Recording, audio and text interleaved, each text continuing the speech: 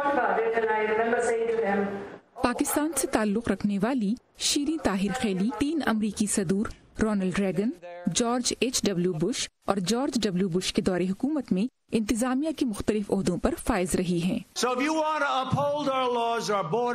تو اگر شیریں طاہر خیلی کو اس دور میں صدر ٹرمپ کے ساتھ کام کرنے کا موقع ملتا تو وہ ان کو کیا مشورہ دیتی؟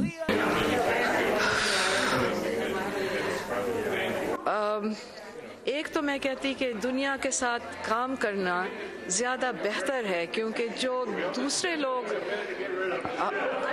مدد کر سکیں تو امریکہ کو کم کرنا پڑتا ہے۔ ڈپلومیسی کا تو یہی فوکس تھا۔ شیریں طاہر خیلی کی رائے میں پاکستان امریکہ کے لیے ایک اہم ملک ہے اور دونوں ملکوں کے تعلقات ہموار رہنا ضروری ہیں۔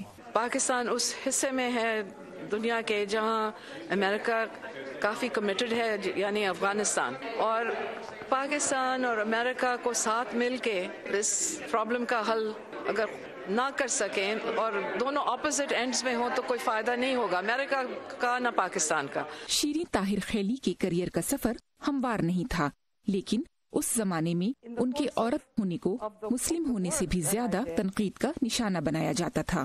there was prejudice, but as I said, it was more prejudice because I was a female. Now, it's about being Muslim. Sahar Majid, voice of America, Washington.